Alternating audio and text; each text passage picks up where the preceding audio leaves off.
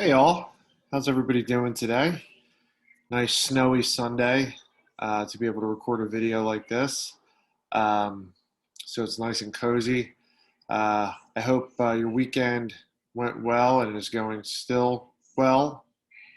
This video is going to be obviously we're going to talk a little bit more about the Android stream of electric sheet, and I want to get into some of the theory that kind of goes hand in hand with the science fiction genre, specifically something called posthumanism, is what we're going to be talking about today.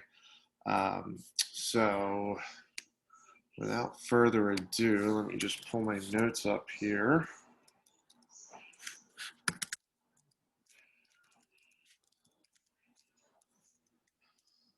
All right, let's see. So, I believe the conclusion of our last conversation was around page 63 of the text. And Decker was giving Rachel the test to see the empathy test to see whether or not she was in fact an android. And at first, to his dismay, we learned, or he learns, that the test quite possibly could be flawed. But then he realizes that it's actually not flawed, and Rachel is in fact an android. She just doesn't know it. And I think that's where we left off. So let's see. So chapter 10, Rick, I think it's chapter 10. No, I think we were a little bit behind this. Let me see what I have for chapter 9 here.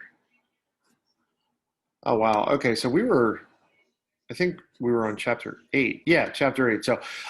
So he gets done his meeting with Rachel and her uncle, and he returns to the office. Bryant is basically giving him his marching orders, and he's ordered to start working with a Russian um, uh, bounty hunter named Polakov. Um, and he also, oh, sorry, rather, no, the Russian agent is the Soviet cop is Sandor uh, Katalahi, I believe is how you pronounce his last name. His first bounty, Rick's first bounty is Polakov. He's actually the one who shot the last bounty hunter that Rick is basically taking over for. Polakov is a garbage man. He works for a trash collection company, so it seems it's easy pickings as far as they can tell. But it's actually not. Polakov didn't come to work that particular day, and Rick sort of gives up on him momentarily and decides to see who else is on his Android hit list. And he goes after a woman named Luva Luft. She is an opera singer. Luva Luft is an opera singer who is also a an android. So Rick decides that he is going to give her the test, and if she fails, he is going to retire her. This turns out to be a bit of a sticky situation because Luba Luft actually ends up calling the police, or who Rick at first thinks are the police, and tells them that he is basically this pervert who's asking her these suggestive questions, and he's posing as an officer, and she wants him, booked and taken in. So that's what happens.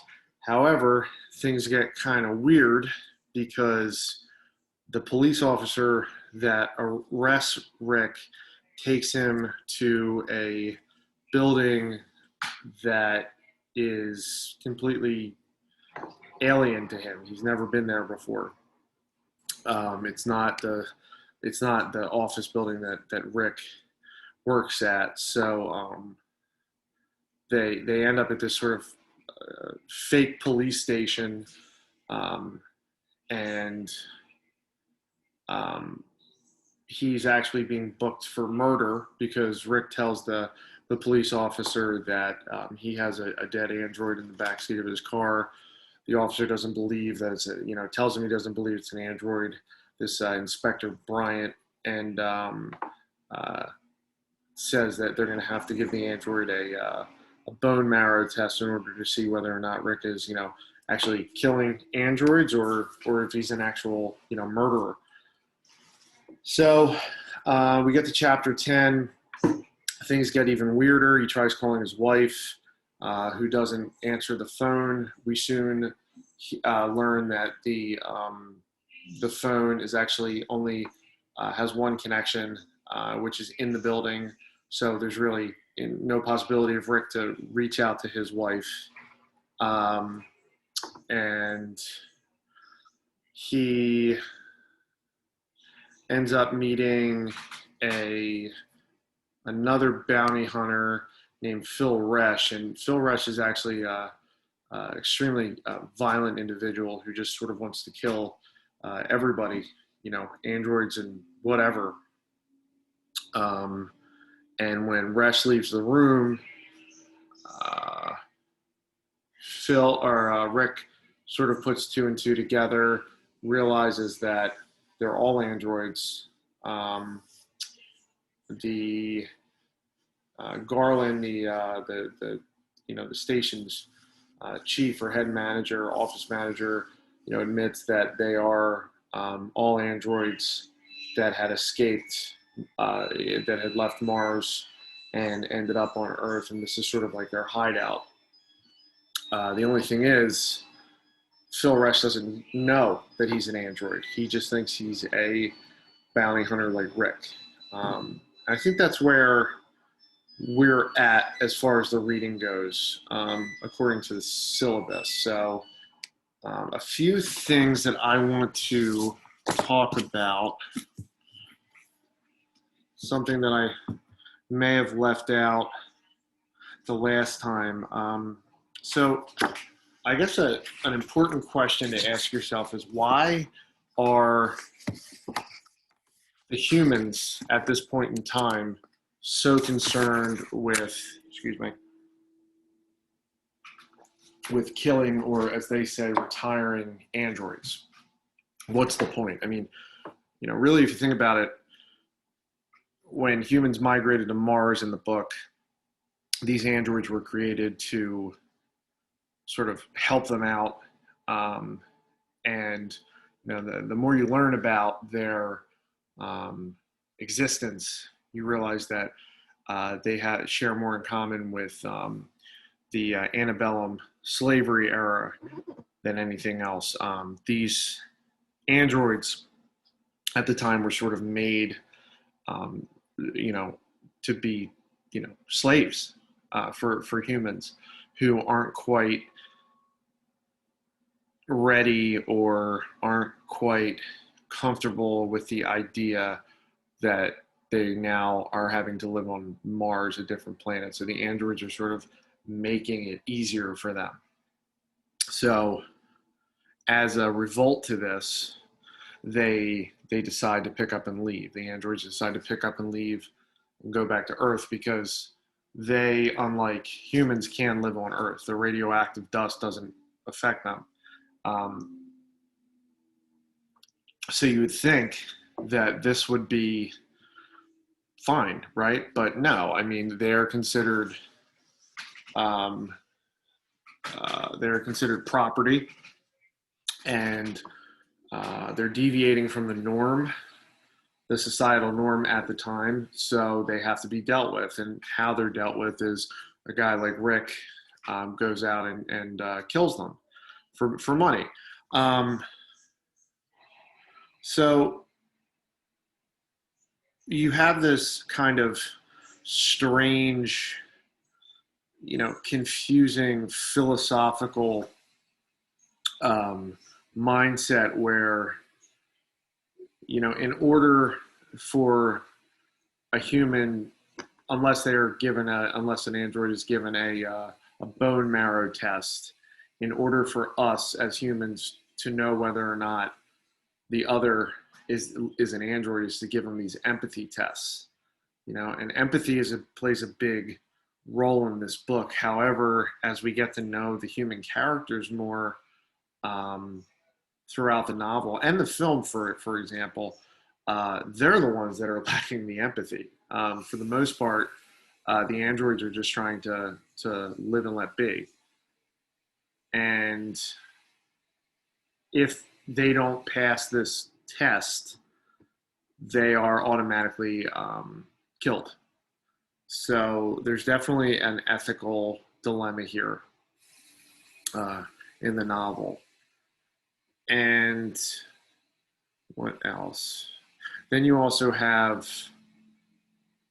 the idea of someone like JR, who is considered a chicken head, which is a derogative term for a person who actually can live on Earth, but also lacks, the mental capacity or the physical capacity of a regular person. So because of his disability, he is destined to spend the rest of his life on planet Earth, which is also, there's an ethical dilemma there as well, because technically he is human. And if really all it takes for a person to be able to live on Mars is to be human, why is he getting the crappy end of the stick? So that's a question in itself.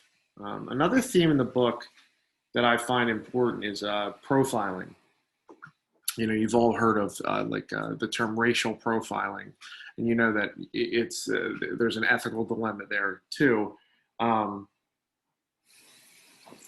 People in reality are profiled all the time. They're profiled by class, they're profiled by skin color, by religion, and androids are now profiled. And not only are they being profiled, but they're being profiled as to being up to no good. When really, in reality, we do meet some shady characters in the book, shady androids in the book, but in reality, they're not. It's not that they're up to no good. It's just that they basically have to live a discreet, sort of hidden life, or else they're going to be victims of someone like Rick Deckard. So the question is it right to target an entire group of people in order to maybe keep the rest of us safe? We're never really given any examples of, a time or a situation of where the androids have, laid harm to humans. This never happens in the book. We're just sort of, led to assume that they are dangerous and have, dangerous capabilities. Is it that, or do they just kind of want to be left alone? And then there's this also sort of social othering, othering meaning like us versus them,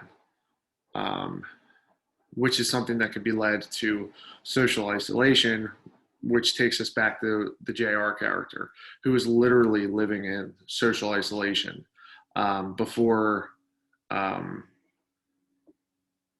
someone else moves into the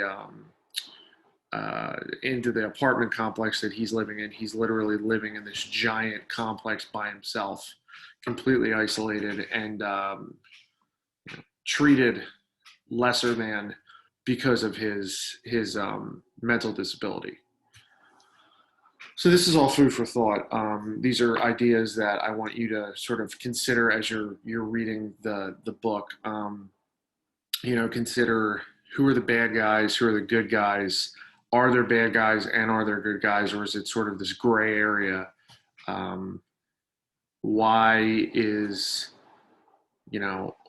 are androids just automatically considered to be expendable? because they're man-made? Um, and is it possible for androids to have something like empathy?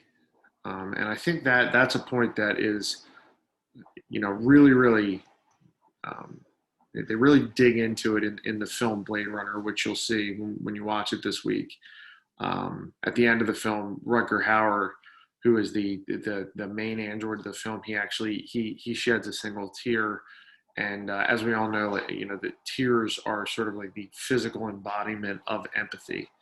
So these are all ideas to consider, and also I wanted to quickly talk to you about something in the field of science fiction. It's a theory that is called posthumanism. And posthumanism is kind of a umbrella term. It can mean many things, and it can be extremely confusing. But I'm going to try and break it down for you as best I can. At least, just give you a brief introduction of what it is, and then maybe in future lectures we can really dig into it, the nitty gritty of it, and try and make sense out of it. Um, in the simplest terms of what posthumanism is, it really is just what it's like to be a human in the 21st century, what the human experience is in the 21st century. This sort of digital age that we're not only that we live through every day, but are now born into every day. I mean, I remember when I was a child and there not being the internet, and I'm not that old, but I remember there being a time where there was no such thing as everyone having a cell phone, for example, or everyone be able to surf the World Wide Web. And then, like, I don't know, I was 10 or 11 years old, you start learning about these things, and then it just sort of becomes this daily kind of thing that you sort of take for granted, and now it just is so encompassing when it comes to life and living, right? I mean, how many times a day do you check your social media feeds, or how many times a day do you check your email? What's the first thing you do when you wake up in the morning? Normally, for people, it's check their Instagram or their Facebook or Twitter or whatever. So, I mean, you can take someone like the our former president, who one of the big ways that he connected with America and the world is through a social media platform, Twitter, right? So, how, I guess the question is, how important, or how post-human is the world that we're living in right now? And according to Francesca Ferrando, who's a professor at NYU who specializes in posthumanism, she says that like the idea of human is no longer a sort of closed circuit or a closed notion.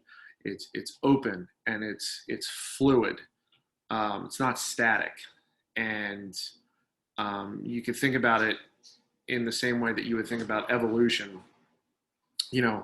Things slowly evolve in increments to better themselves. We have over millions of years evolved into what we are now, because as of right now, this is the best form of ourselves that we can be. And she specializes in things like cybernetic organisms or cyborgs, technology as a whole, and ecology. I mean, you could take something as simple as a pacemaker, which is this, sort of machine that is being put into a person in order to keep them alive. And there's so many different examples of that. So I guess, the question is, how much machine does a person have to have as part of themselves before they are actually considered more machine than man? A great example of this sort of a classic example of this is, Star Wars, Darth Vader. Towards the end of Star Wars, he is basically more machine than man. He's actually, I think he's all machine except for his head, right? First, and then you have that sort of like parallel between Darth Vader and Luke Skywalker, where Luke Skywalker gets his hand cut off, and he gets this sort of mechanical cybernetic hand. And that, of course, has a negative connotation. It's like the more machine you are, the less human you are. The less human you are, the less empathetic you are, and the less good you are to society as a whole. So these are all ideas I want you to consider. As far as posthumanism, I would say just remember specifically that it is an umbrella term. It can mean many things, and really, at its essence, it is what it's like to be human or not human in the 21st century. Why is technology in a lot of these science fiction books and films given such a bad rap when we as a civilization are so sort of, what's the word? We are so, I don't want to say addicted, but I guess you could say that we are so addicted to it, or we are so dependent on it, right?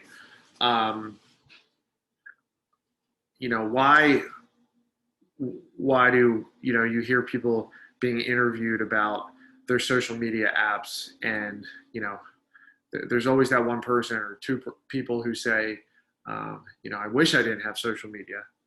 I wish I didn't have to use this app, or I wish I wasn't on Facebook. And it's like, well, why are you on Facebook? Why are you on Instagram if you don't want to be on there? So kind of went off on a tangent there, but if you have any questions, let me know. So anyway, for this week, like I said, we're going to watch Blade Runner, and the next lecture I put up, which will be on in the next few days, it'll be to sort of summarize the film and show you some of the differences, the major differences between the film and the book. Consider it a loose adaptation of Do Androids Dream of Electric Sheep. And then we're going to finish the book. And I believe, let me just pull the syllabus up here.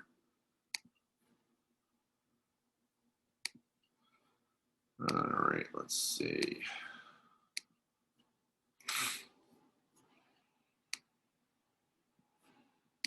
Sci-fi.